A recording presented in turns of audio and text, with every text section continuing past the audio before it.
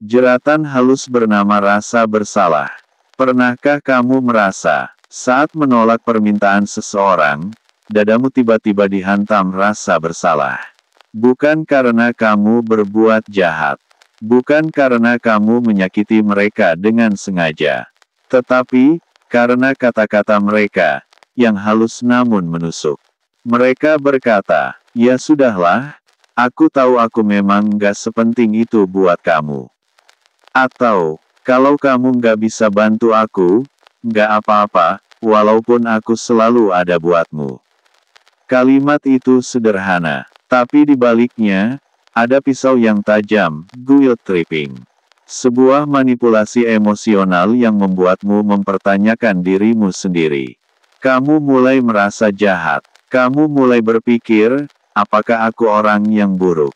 Apakah aku terlalu egois? Dan disitulah perang batin dimulai. Stoikisme mengajarkan bahwa luka terbesar bukan berasal dari dunia luar, tetapi dari penilaian kita sendiri terhadap dunia luar itu. Kalimat mereka hanyalah suara, tetapi yang membuat kita tersiksa adalah keyakinan kita bahwa suara itu benar. Hari ini, kita akan masuk ke dalam perjalanan panjang untuk membongkar manipulasi guilt tripping, untuk melihatnya dengan mata telanjang, dan untuk belajar bagaimana seorang stoik menghadapi semua itu dengan hati yang tenang, dengan logika yang tajam, dan dengan jiwa yang bebas. Bab 1, apa itu guilt tripping? Guilt tripping adalah seni halus membuatmu merasa bersalah. Bukan karena kesalahanmu nyata, tapi karena ada seseorang yang ingin mengendalikannya. Mari kita lihat bentuk-bentuknya. Pertama, kalimat pasif-agresif. Contohnya, "Aku sih nggak apa-apa, cuma aku kira kamu sayang sama aku." Kalimat ini tidak menyerang langsung, tapi menanamkan benih keraguan di hatimu. Kedua, mengingatkan jasa di masa lalu. Ingat nggak dulu siapa yang selalu ada buatmu? Aku. Kalimat ini menukar kebaikan yang sudah berlalu dengan kewajiban tanpa batas. Ketiga, menggunakan pengorbanan sebagai senjata. Aku sudah berkorban segalanya, tapi kamu malah tega begini. Dan keempat, membandingkan. Orang lain aja bisa, kenapa kamu enggak? Setiap bentuknya punya tujuan sama. Menyulut rasa bersalah, lalu mengikatmu dengan rantai yang tidak terlihat. Dari sudut pandang psikologi, ini disebut emotional blackmail, pemerasan emosional. Mereka tahu, kamu punya hati yang lembut. Mereka tahu, kamu tidak tega melihat orang kecewa. Maka kelemahan itu dijadikan senjata. Bab 2, mengapa kita mudah terjebak dalam guilt tripping? Pernahkah kamu bertanya pada dirimu sendiri, kenapa aku begitu mudah merasa bersalah? Kenapa setiap kali ada orang kecewa, aku merasa itu salahku? Pertanyaan ini penting, karena memahami kenapa akan membuka jalan untuk keluar dari jebakan. 1. Rasa bersalah, mekanisme alami manusia. Dalam psikologi, rasa bersalah adalah emosi sosial. Ia muncul bukan tanpa alasan. Sejak zaman purba, manusia hidup berkelompok. Jika ada anggota yang egois, yang hanya mementingkan diri sendiri, ia bisa diasingkan. Dan di masa itu, diasingkan sama saja dengan kematian.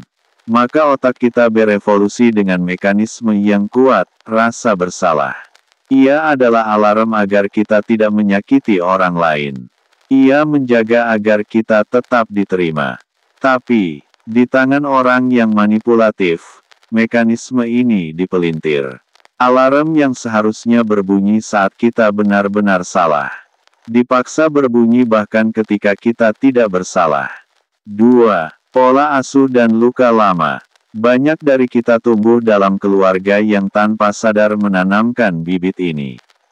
Bayangkan seorang anak yang berkata, "tidak," pada orang tuanya. Jawaban yang keluar, "Kalau kamu sayang sama ibu, kamu pasti nurut." Atau, Papa sudah kerja keras untukmu, masa kamu nggak bisa lakukan ini kecil saja? Anak itu pun belajar, sejak kecil. Kalau aku menolak, berarti aku jahat. Kalau aku berkata tidak, berarti aku anak durhaka. Dan luka itu terbawa sampai dewasa. Di tempat kerja, ia takut menolak lembur. Dalam hubungan, ia rela mengorbankan dirinya demi tidak dibilang egois. Tanpa sadar, ia menjadi mangsa empuk bagi guilt tripping. 3. Empati yang berlebihan. Empati adalah kebajikan. Tetapi jika berlebihan, ia bisa berubah menjadi jerat. Orang yang penuh empati cenderung merasakan penderitaan orang lain seolah miliknya. Ketika seseorang berkata, "Aku kecewa padamu," hati mereka langsung ikut hancur. Disitulah manipulasi bekerja. Pelaku guilt tripping tahu, satu kalimat sedih saja cukup membuatmu luluh. 4. Takut ditolak, takut ditelantarkan. Ada luka lain yang sering tersembunyi. Takut ditinggalkan. Orang dengan trauma penolakan akan melakukan apa saja demi diterima. Mereka berpikir, kalau aku nggak nurut, nanti dia pergi.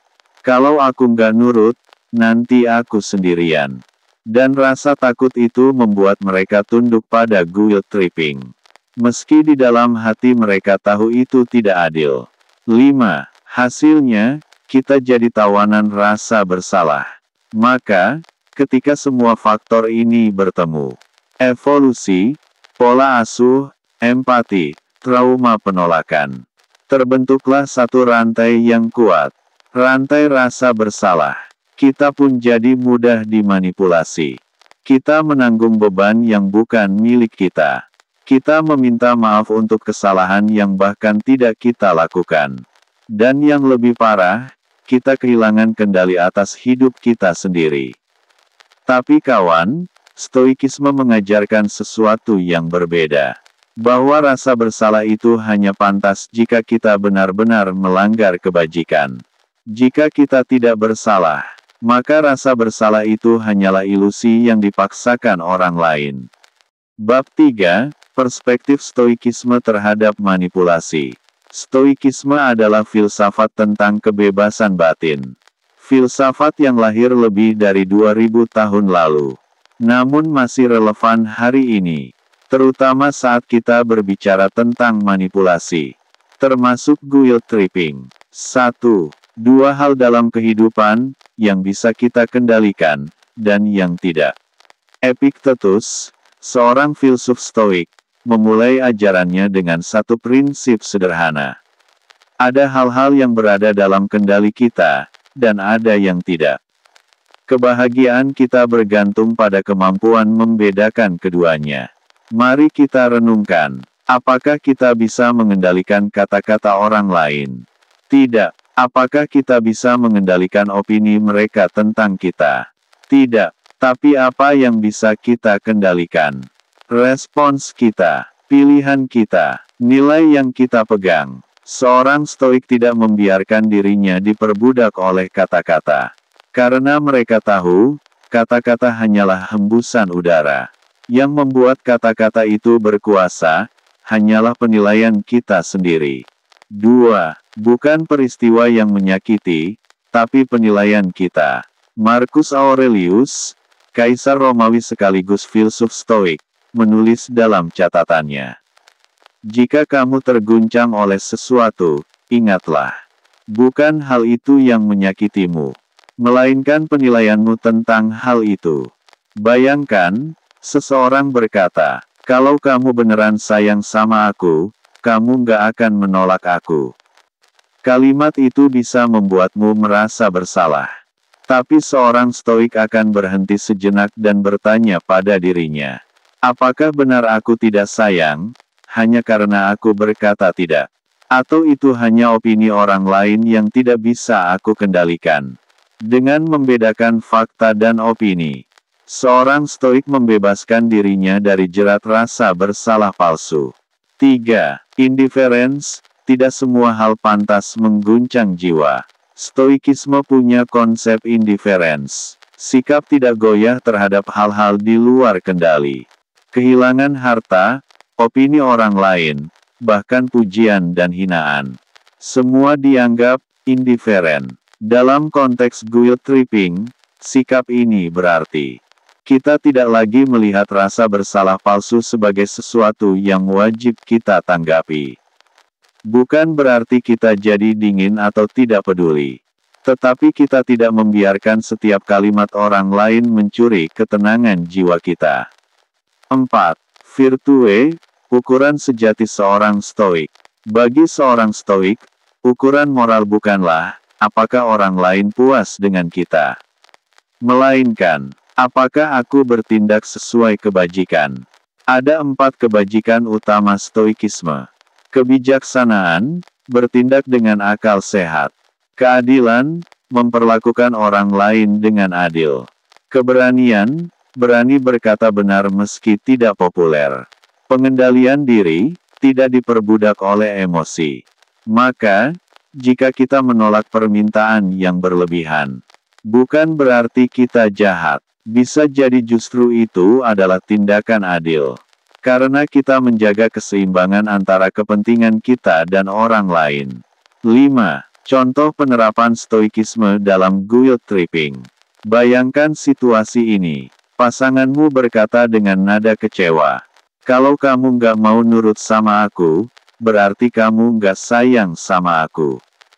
Seorang stoik akan berhenti sejenak, bernapas. Lalu menjawab dengan tenang, "Aku menyayangimu, tapi cintaku tidak berarti aku harus selalu menuruti semua keinginanmu." Cinta sejati bukanlah paksaan, melainkan kebebasan.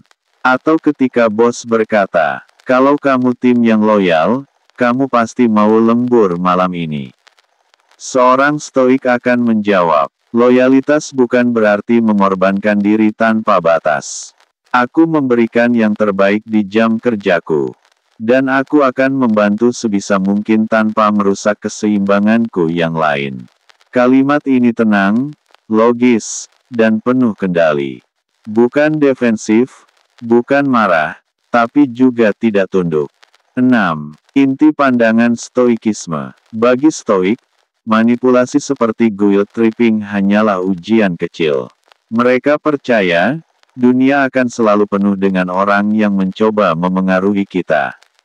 Tapi stoikisme mengajarkan, tidak ada yang bisa melukai jiwamu, kecuali kamu sendiri yang memberi izin.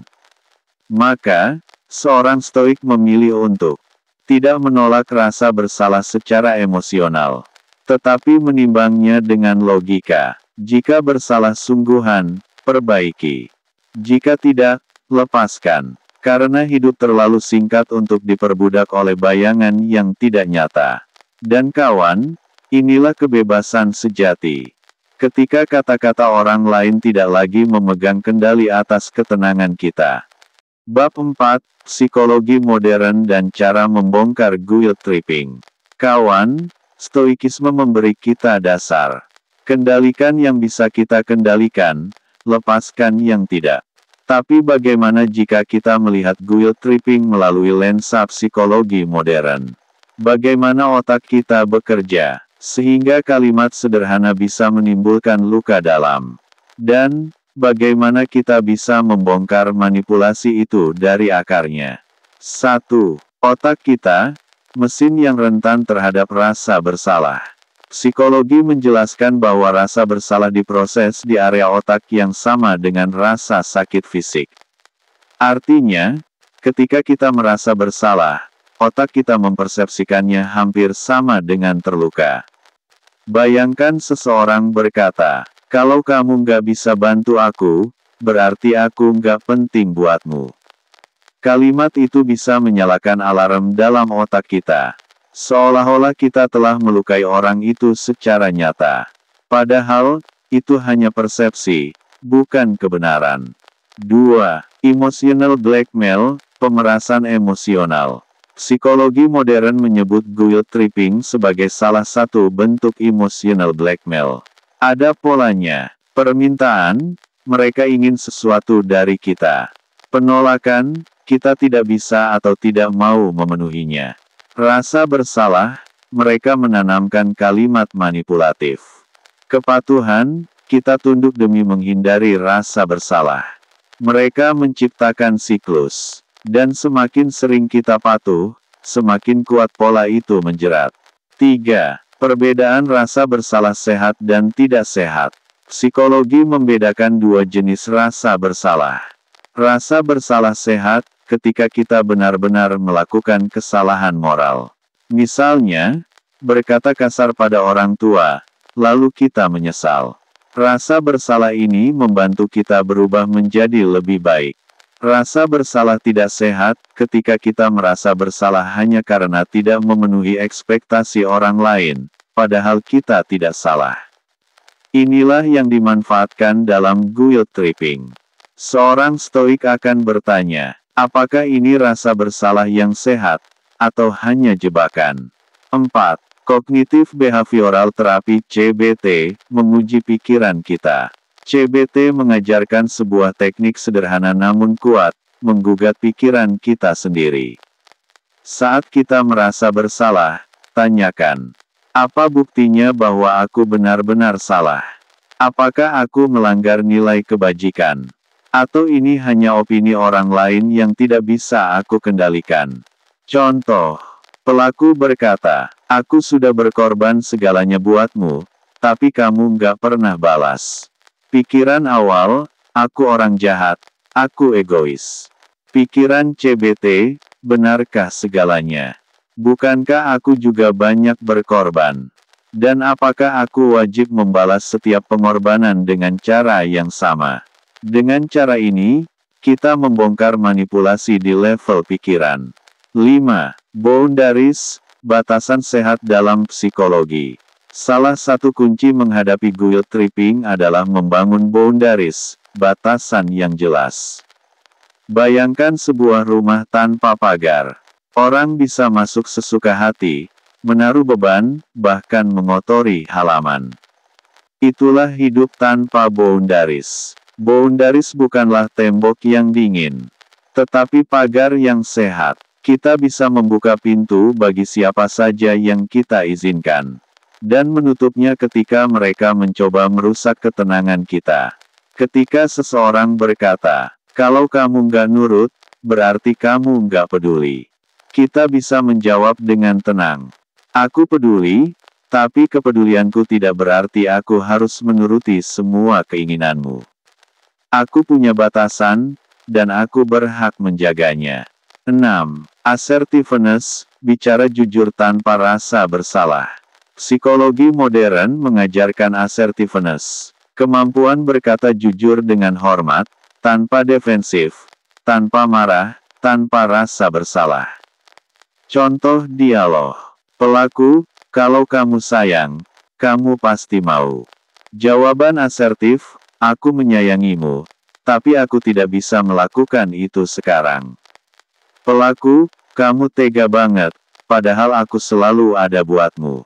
Jawaban asertif, aku menghargai pengorbananmu, tapi aku juga punya keterbatasan. Aku tidak bisa memenuhi semua harapanmu. Jawaban ini bukan agresif, bukan defensif, tapi jujur, tenang, dan penuh kendali. 7. Bagaimana stoikisme dan psikologi bertemu? Stoikisme berkata, kendalikan pikiranmu. Psikologi modern berkata, uji pikiranmu. Keduanya bertemu di satu titik. Kita berhak memilih cara berpikir yang tidak diperbudak oleh rasa bersalah palsu. Seorang stoik menggunakan logika untuk menimbang. Seorang praktisi CBT menggunakan pertanyaan untuk menguji. Keduanya membawa kita pada hasil yang sama. Kebebasan batin. Kawan, di dunia ini akan selalu ada orang yang mencoba memainkan rasa bersalahmu. Tetapi kamu bukanlah boneka. Kamu adalah manusia yang punya kendali atas responsmu. Dan inilah kunci yang kita pegang. Jika rasa bersalah itu tidak lahir dari pelanggaran moral, maka itu bukan milik kita. Bab 5, Strategi Stoikisme menghadapi guilt tripping. Kawan, sampai di sini kita sudah memahami Apa itu guilt tripping? Mengapa kita mudah terjebak? Bagaimana stoikisme memandang manipulasi? Dan bagaimana psikologi membongkarnya? Tapi pertanyaan besar yang tersisa adalah, bagaimana cara seorang stoik bertahan ketika guilt tripping datang menyerang? Mari kita pelajari strategi langkah demi langkah. 1.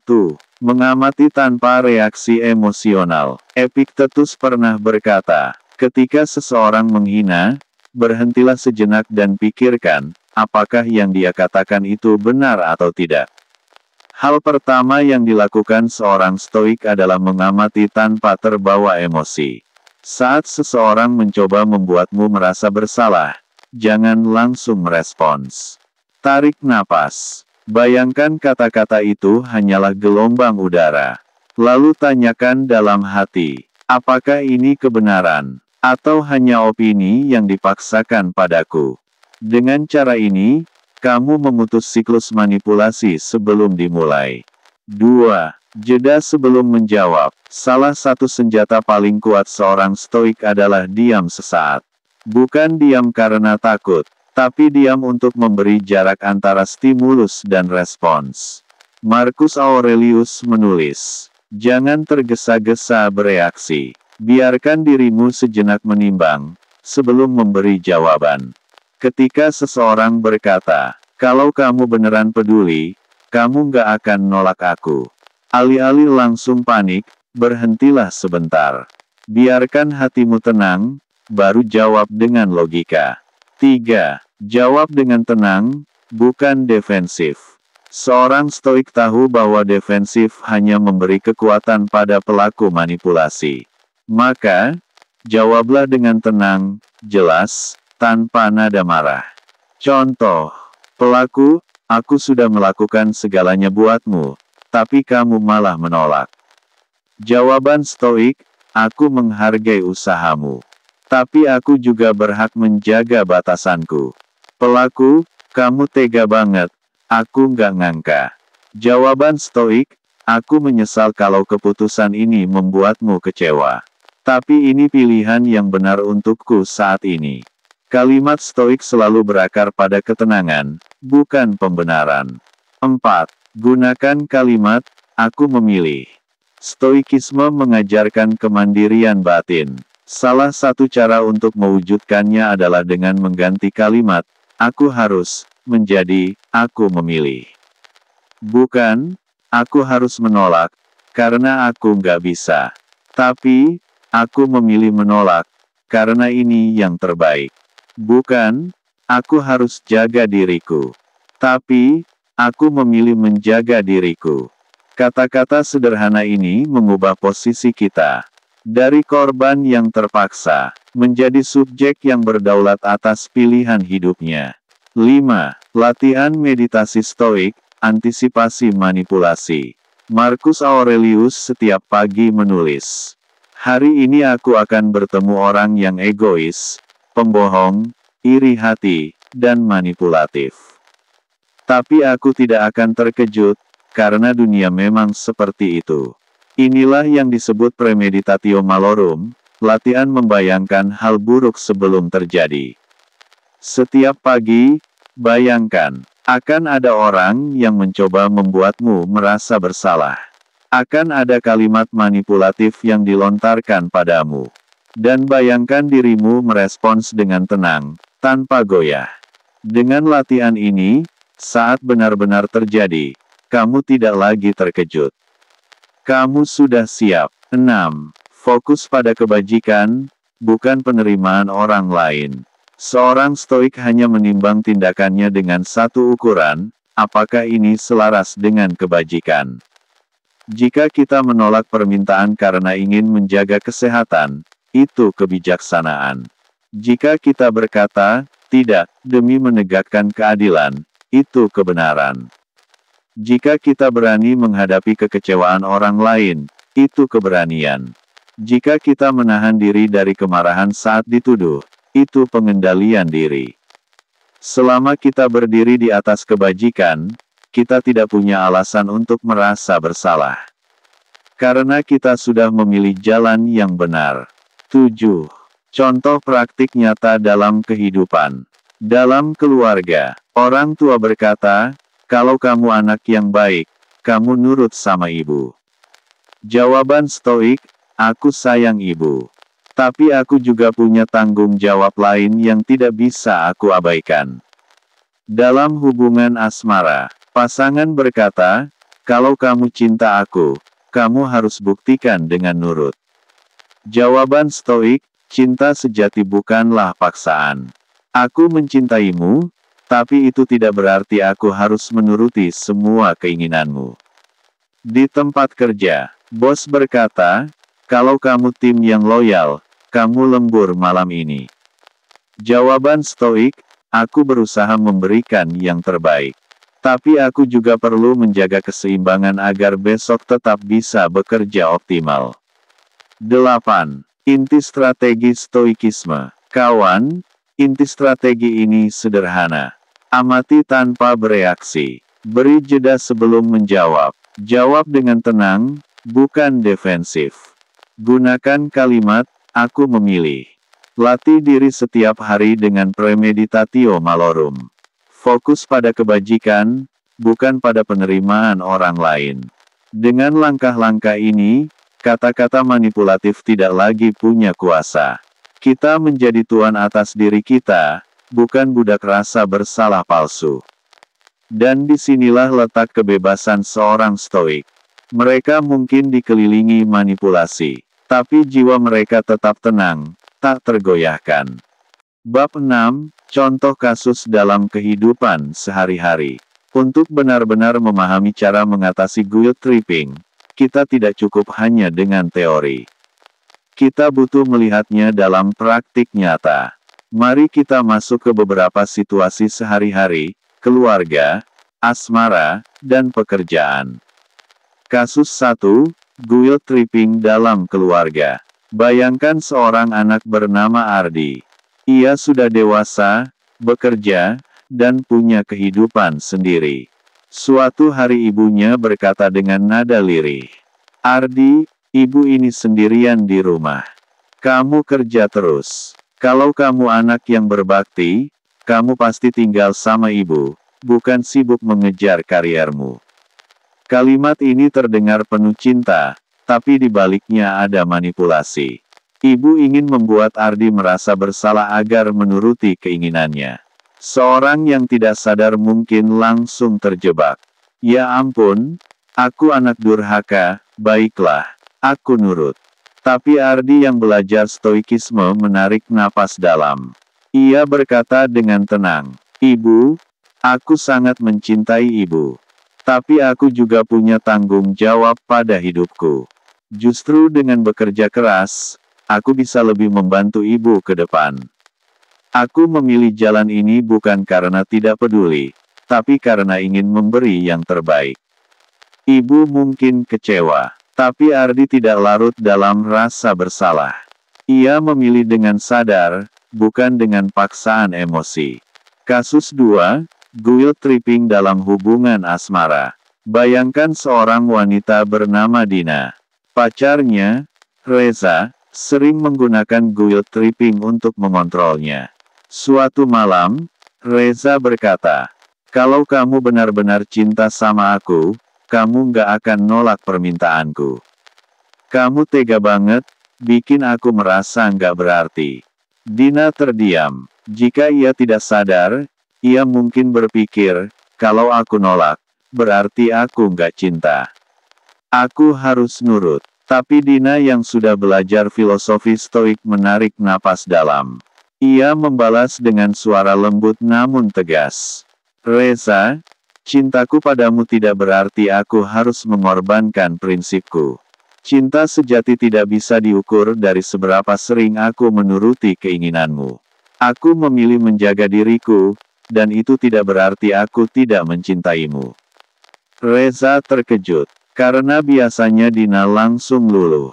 Tapi kali ini, ia berhadapan dengan ketenangan yang tak bisa ditembus manipulasi. Kasus 3, guilt tripping di tempat kerja. Bayangkan seorang karyawan bernama Satria. Bosnya sering memanfaatkan guilt tripping agar anak buah mau lembur tanpa henti. Suatu hari, bos berkata, "Satria, kalau kamu memang tim yang loyal, kamu pasti sanggup kerja sampai larut. Jangan bikin saya merasa kamu cuma setengah hati." Kalimat ini adalah jebakan klasik. Loyalitas dipakai sebagai senjata untuk memaksa. Satria menatap bosnya, lalu dengan nada tenang ia menjawab, "Pak, saya selalu berusaha memberikan yang terbaik dalam jam kerja. Tapi saya juga perlu istirahat agar besok bisa bekerja optimal. Loyalitas saya tidak diukur dari berapa jam saya lembur, tapi dari seberapa baik saya menyelesaikan tanggung jawab saya." Bosnya terdiam. Kalimat itu bukan defensif, tapi logis, tegas, dan penuh kendali diri. Kasus 4, guilt tripping dari teman. Kadang guilt tripping datang dari sahabat sendiri. Bayangkan ada teman yang berkata, "Kamu tega banget nggak minjemin aku uang. Padahal aku udah anggap kamu kayak saudara sendiri. Kalau kamu beneran teman, kamu pasti bantu aku." Rasa bersalah langsung muncul. Tapi seorang stoik tidak langsung tunduk. Jawaban yang bisa diberikan adalah, "Aku peduli padamu, dan aku ingin kamu baik-baik saja. Tapi saat ini aku memilih tidak meminjamkan uang, karena aku punya pertimbangan sendiri." Persahabatan kita tidak bisa diukur dari transaksi uang. Teman mungkin merajuk, tapi seorang stoik tahu, lebih baik kehilangan persahabatan yang penuh manipulasi daripada kehilangan kebebasan batin. Apa yang terlihat dari semua kasus ini? Guilt tripping selalu dimainkan dengan rasa bersalah sebagai senjata. Target dibuat percaya bahwa menolak sama dengan jahat, egois, atau tidak peduli. Tapi stoikisme mengajarkan kita untuk berhenti sejenak, menimbang dengan logika, lalu menjawab dengan tenang. Dengan begitu, kita tidak jadi budak emosi. Kita tetap manusia bebas, memilih berdasarkan kebajikan, bukan tekanan. Kawan, contoh-contoh ini hanya sebagian kecil dari kenyataan sehari-hari. Guilt tripping bisa datang dari siapa saja, keluarga, pasangan, teman, bahkan atasan. Tapi ingatlah, seorang stoik tidak bisa dipenjara oleh rasa bersalah palsu. Karena ia tahu, kebajikan dan pilihan sadar adalah benteng sejati dari manipulasi.